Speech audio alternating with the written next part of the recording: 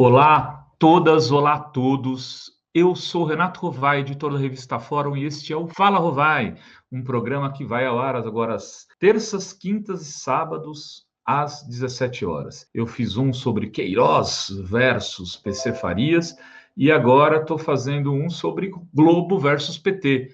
O que existe de história por trás dessa guerra? É uma guerra que já vem de longe, como diria o velho Brisa. Eu venho de longe. Enfim, esse é o Fala Rovai desta terça-feira. Bom, desde quando vem essa história da guerra Globo versus PT e como isso movimenta a cena política? De verdade, a Globo é exatamente o oposto do PT enquanto partido político. Sim, a Globo se posiciona-se como uma agremiação de um lado da política brasileira. Que lado? Vamos lá. Em 31 de agosto de 2013, a Globo fez um editorial para explicar que lado ela teve, por exemplo, na época da ditadura. O editorial tinha o seguinte título, isso no jornal Globo: apoio editorial ao golpe de 64 foi um erro. Não foi um apoio editorial, não. Foi apoio político. Mas aí eles falam, consciência não é de hoje, vem de discussões internas de anos em que organizações Globo concluíram que, à luz da história, o apoio se constituía um equívoco. E aí, lá no meio do texto, para justificar o equívoco deles, eles falam que é verdade também. O Globo, de fato, à época, concordou com a intervenção dos militares ao lado de outros jornais, como o Estado de São Paulo, Folha de São Paulo, Jornal do Brasil e o Correio da Manhã, para citar apenas alguns. Fez o mesmo parcela importante da população. Mentira. O Jânio tinha popularidade alta, as pesquisas da época mostravam como o Allende também tinha acabado de sair de uma eleição vitoriosa no Chile. Os golpes não foram golpes populares. Tinha gente na rua de oposição, como sempre teve, como teve no governo Collor, como teve no governo Fernando Henrique, como teve no governo Sarney, como teve no governo, está tendo no governo Bolsonaro, teve no governo Dilma, e eles acabaram aproveitando também naquele momento para fazer o impeachment. Eles fizeram mais ou menos com a Dilma o que fizeram com o Jean Goulart lá atrás.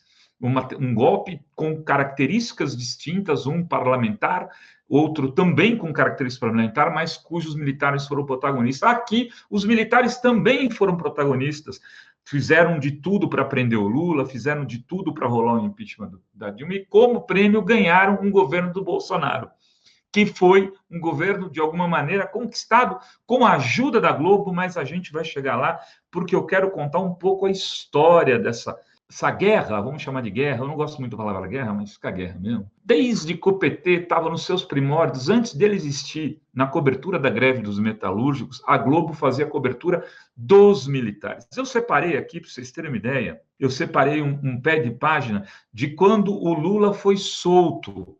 O Lula e outros 12 metalúrgicos ficaram presos durante 32 dias por terem atentado contra a Lei de Segurança Nacional, que o Bolsonaro e seu governo estão tentando resgatar e estão tentando, por exemplo, enquadrar pessoas nessa Lei de Segurança Nacional, como jornalista editorial, um dos colunistas da Folha de São Paulo, o Hélio Schwartzman, o nome, isso aí.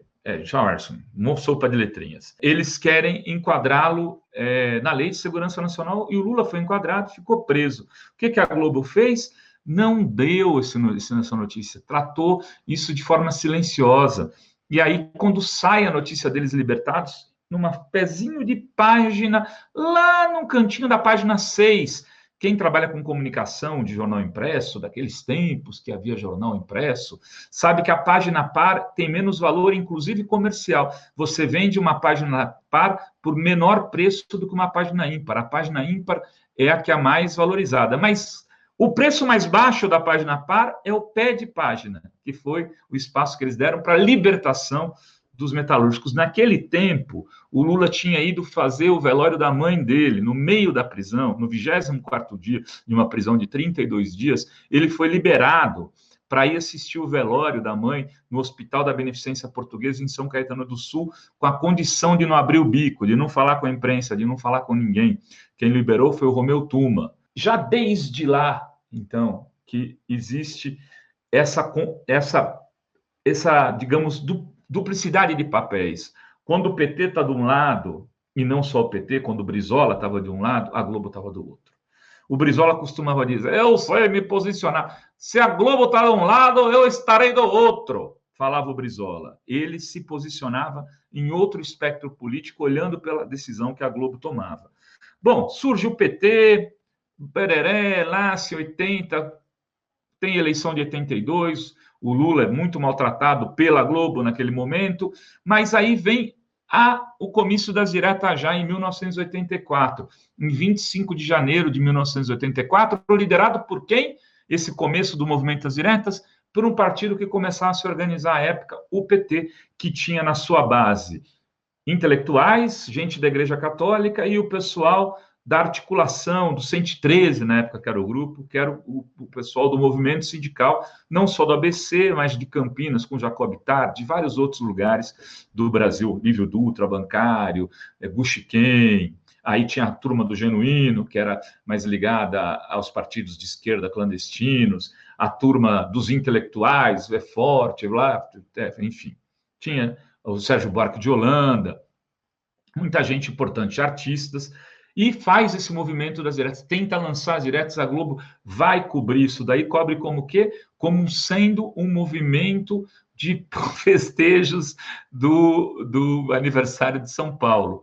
O que o pessoal, já na época, havia uma grande rivalidade com a Globo, ali mesmo, nesse comício das diretas, um carro da Rede Globo foi queimado, né? Porque cantos de guerra, o povo não é bobo, fora a Rede Globo, a vida é dura, a gente sabe que a Globo apoia a ditadura, a verdade é dura, a Rede Globo apoia a ditadura, enfim, tinham vários cantos, e ali, então, já se estreita a coisa ficando cada vez mais dura. A Globo não conseguia vergar o PT, e o PT tinha que, para fazer a sua política, acabava também tendo que fazer oposição ao jornalismo global.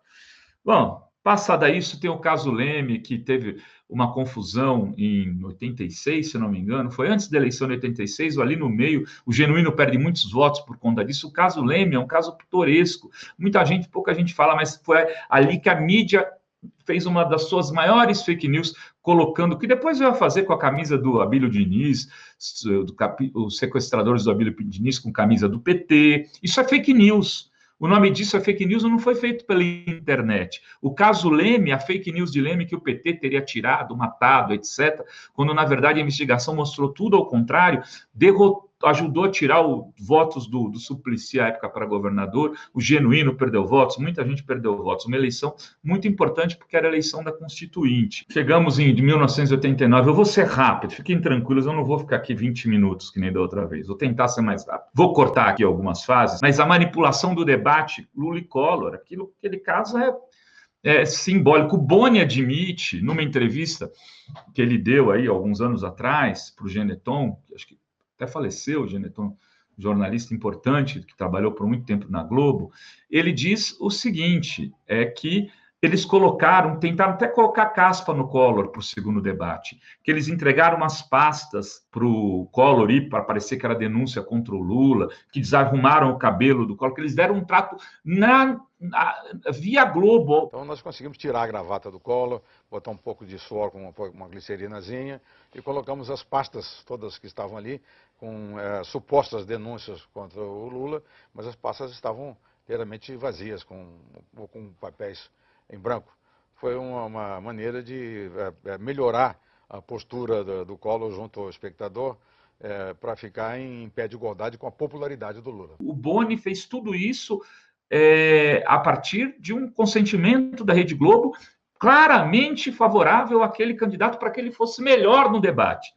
Como ele não foi tão melhor assim, o que fez a Globo montou o debate, dando a vitória para o Collor, numa montagem que ficou famosa no mundo inteiro, porque teve filmes falando disso depois, muito além do Jardim Botânico, que é um filme inglês do Channel 4. O Armando Nogueira diz nesse filme, posso estar fazendo alguma confusão histórica, mas tenho quase certeza que é nesse, muito além do Jardim Botânico, onde o Armando Nogueira conta a história de que ele tinha feito, Armando Nogueira falecido já, mas ele tinha feito a edição, ele era o diretor de jornalismo, tinha feito a edição para o jornal Hoje, quando o Marinho viu, falou, essa edição não está boa para a gente, vai lá e refaz, e manda o Alberico de Souza Cruz refazer toda a edição. Alberico, que depois veio a se ter relação direta com o Collor, que era o homem do Collor dentro da Globo. O Alberico faz uma edição absolutamente esdrúxula, uma peça de campanha do Collor, e monta aquele Jornal Nacional, e uma eleição que estava empatada, o Collor abre 3, 4 pontos e ganha a eleição. O Lula vinha crescendo nas pesquisas, e Collor tinha colado no Collor. Isso estanca a sangria do Collor, e faz com que ele ganhe a eleição por uma diferença de 4, 5, 3, 4 pontos. Eu não tenho exatamente... depoimento do Armando Nogueira. Alberico, a minha revelia, mandou fazer alterações das quais eu só tomei conhecimento. Esse era o diretor de jornalismo da Globo, falando. Eu só tomei conhecimento no ar. Então, eu estava diante de um caso típico de deslealdade, de traição profissional, traição funcional. Foi um caso típico de deslealdade profissional desse rapaz, que era uma pessoa da minha confiança e que segue até hoje, vai continuar ergando até o juízo final. Mas no juízo final, continuarei a responsabilizá-lo por isso. O Armando Nogueira já faleceu. Enfim, o Boni diz que até o suor do Collor, do rosto, foi produzido com tipo...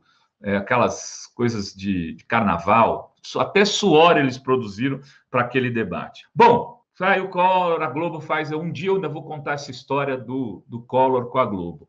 Mas voltamos aí para Lula versus Globo. Em 94, o Lula era favorito até vir o Plano Real. A Globo pega o Plano Real, transforma numa maior invenção da história da economia do mundo, porque acabou com a inflação, já tinha acabado na Argentina, já tinha acabado em outros países, era um projeto do Banco Mundial e do FMI acabar com a inflação. Os planos são muito, muito parecidos, esquemas de dolarização da economia. O Fernando Henrique faz isso lá, cria o RV para fazer aquilo e se torna no candidato da Globo. E faz o que a Globo? Não faz debates.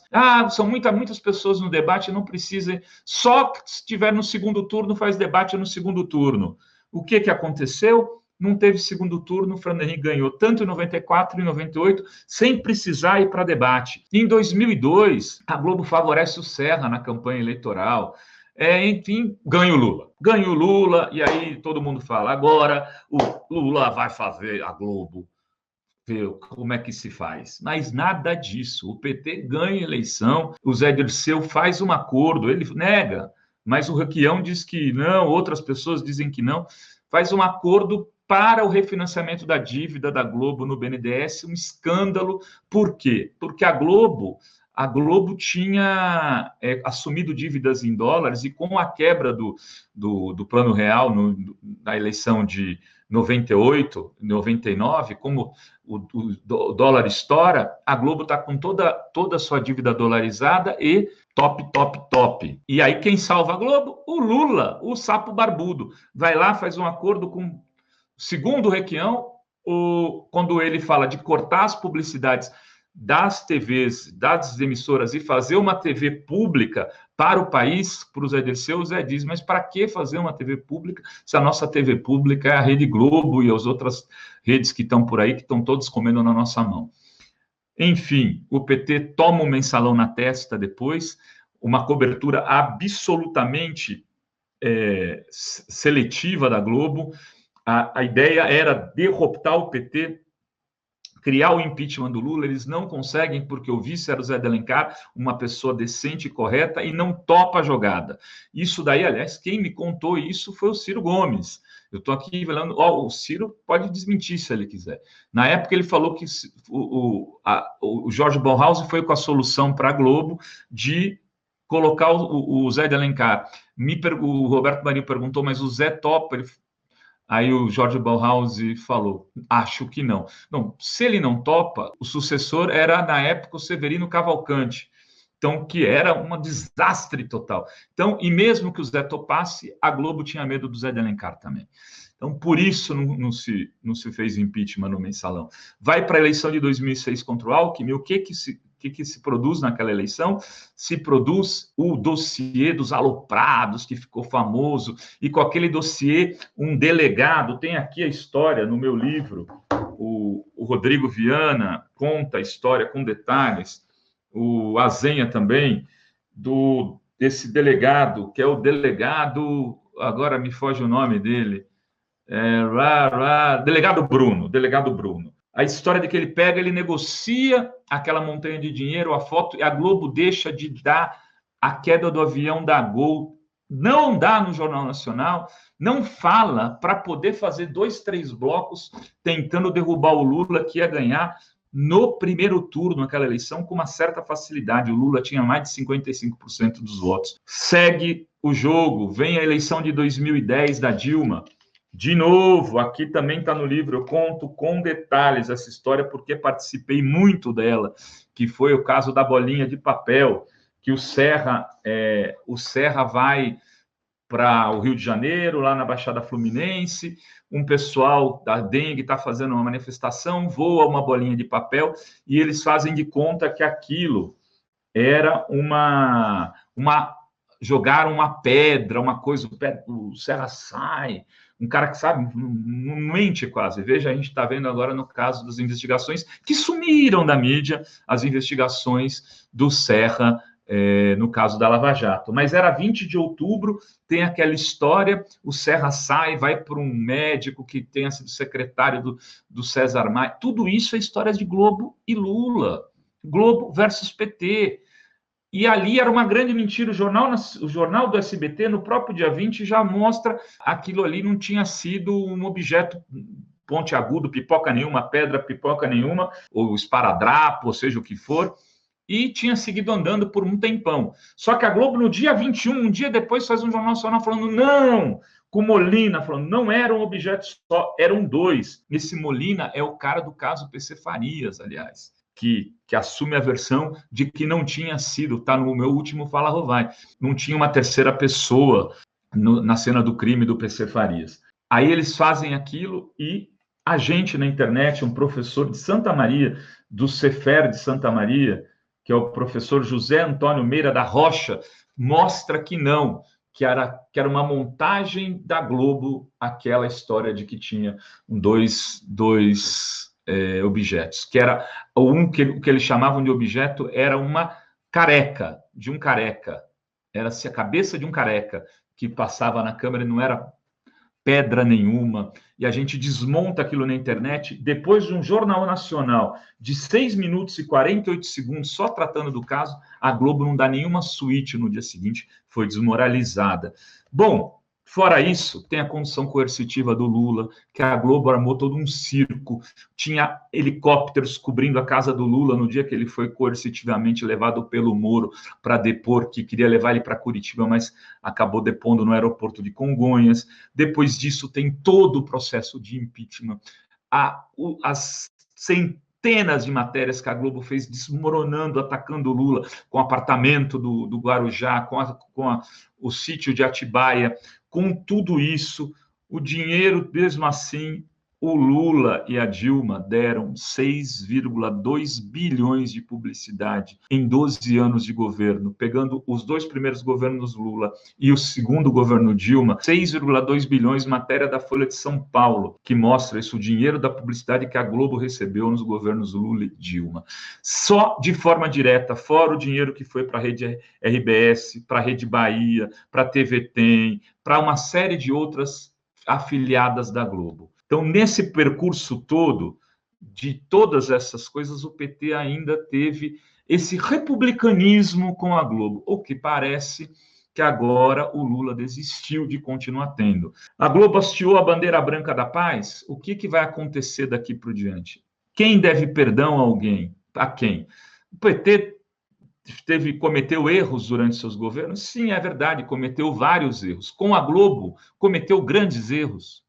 O que o PT fez contra a Globo? O PT? O PT deixou a Globo mais pobre? O PT censurou a Globo em algum momento? O Lula atacava seus jornalistas no Palácio do Planalto, xingava os jornalistas, a Dilma fazia o mesmo, alguma grande liderança importante do PT bateu em algum jornalista, agrediu, fez alguma coisa nesse sentido? Enfim, é uma guerra de 2 partidos, como dizia o Paulo Henrique Amorim, o PIG, que tem um partido, o partido da imprensa golpista, tem como chefão, o todo-poderoso chefão, a Rede Globo de televisão. Essa história é importante ser contada, essa história precisa ser relembrada o tempo todo para saber o quanto a Globo é responsável pelos problemas que o Brasil vive e viveu, desde a época da ditadura militar. Se o Brasil hoje não é um país soberano, isso tem muito a ver com a postura da Rede Globo de televisão. Enfim, era isso, queridas e queridos. Queria fazer essas lembranças aqui neste novo Fala Rovai. Se inscrevam no canal, tanto da Fórum quanto do Fala Rovai. Beijos a todas, beijos a todos. Até.